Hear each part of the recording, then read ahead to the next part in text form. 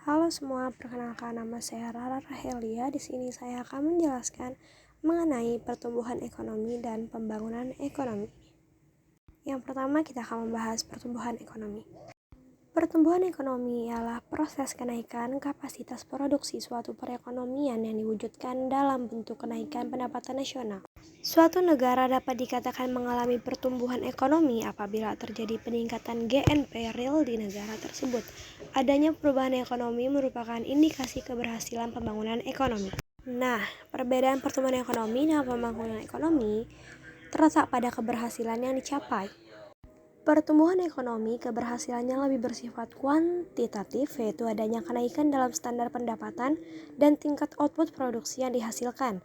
Adapun pada pembangunan ekonomi lebih bersifat kualitatif, bukan hanya pertambahan produksi, tetapi juga terdapat perubahan-perubahan dalam struktur produksi dan alokasi input pada berbagai sektor perekonomian seperti dalam lembaga pengetahuan sosial dan teknik.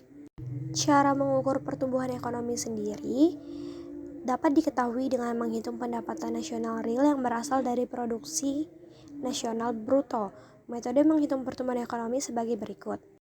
Dengan menggunakan metode sederhana, yaitu metode perhitungan tingkat pertumbuhan ekonomi selama 1 tahun. Untuk mencari bagaimana mengukur pertumbuhan ekonomi, kalian dapat melihat dari situs web ataupun YouTube yang ada. Nah, di sini kita masuk ke teori. Yang pertama yaitu ada teori pertumbuhan klasik. Teori pertumbuhan Adam Smith berpendapat bahwa perekonomian bebas dalam mekanisme pasar akan menciptakan ekonomi secara efisien. Ada 2 faktor yang mempengaruhi pertumbuhan ekonomi, seperti pertumbuhan output total dan pertumbuhan penduduk. Teori pertumbuhan David Ricardo. Menurut David Ricardo, perekonomian dalam jangka panjang tidak akan mengalami stationary state, yang artinya keadaan ketika tidak ada pertumbuhan sama sekali. Nah, yang terakhir, teori pertumbuhan neoklasik, yang merupakan segi penawaran. Dalam teori ini, pertumbuhan ekonomi tergantung pada perkembangan faktor-faktor produksi. Tadi kan kita udah ngebahas pertumbuhan ekonomi, sekarang kita masuk ke pembahasan pembangunan ekonomi.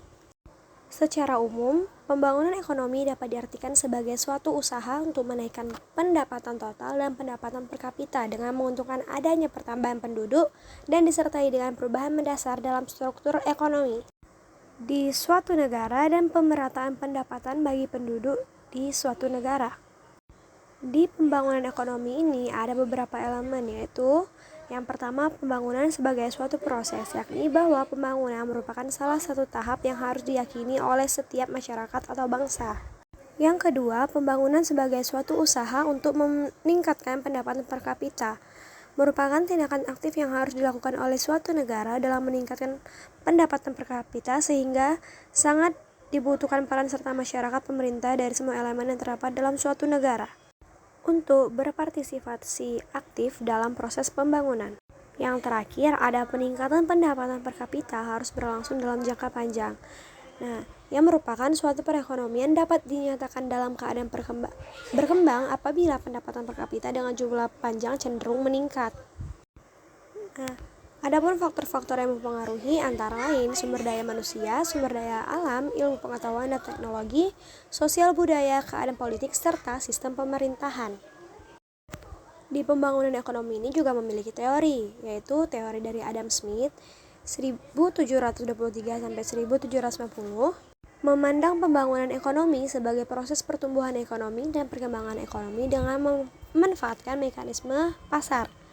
Yang kedua ada teori Malthus. Teori dari Thomas Robert Malthus 1766 sampai 1834 menyoroti hubungan antara pertumbuhan ekonomi dan pertambahan penduduk. Ekonomi hanya akan tumbuh dalam jangka panjang jika pertambahan penduduk lebih rendah daripada pertumbuhan ekonomi. Adapun indikator keberhasilan pembangunan ekonomi ialah 1. Pendapatan per kapita. Yang kedua, struktur ekonomi. Yang ketiga, urbanisasi. Yang keempat, angka tabungan. Kelima, indeks kualitas hidup. Yang keenam atau yang terakhir yaitu indeks pembangunan manusia. Nah, sekarang kita masuk ke masalah pembangunan ekonomi nih.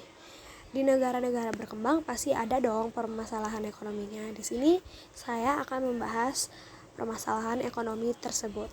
Proses pembangunan ekonomi berbeda-beda antara negara maju dengan negara berkembang. Hal itu disebabkan karena di negara maju sudah menunjukkan adanya pertumbuhan ekonomi yang tinggi serta kemajuan di berbagai bidang, sedangkan negara yang sedang berkembang belum dapat mencapai hal itu. Masalah dan hambatan pembangunan ekonomi di negara berkembang antara lain laju pertumbuhan penduduk yang tinggi, taraf hidup yang rendah, pertanian tradisional, produktivitas yang rendah, kekurangan modal dan tenaga ahli, ciptaan kesempatan kerja dan pengangguran, dan juga ketergantungan pada sektor pertanian.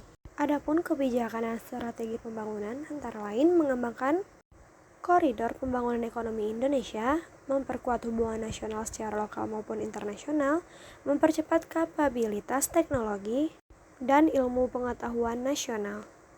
Tapi ternyata ada dampak dari pembangunan ekonomi, antara lain ada dampak positifnya, yaitu melalui pembangunan ekonomi pelaksanaan per kapita, perekonomian akan berjalan lancar dan mampu mempercepat proses pertumbuhan ekonomi.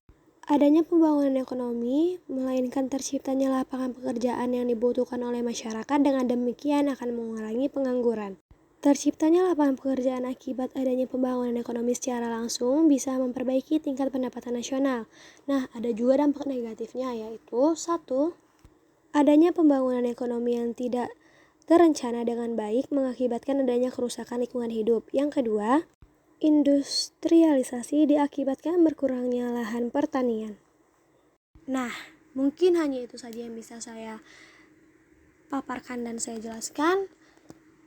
Untuk detail lebih lanjut, kalian bisa mengunjungi beberapa website ataupun YouTube yang kalian punya. Sekian, terima kasih.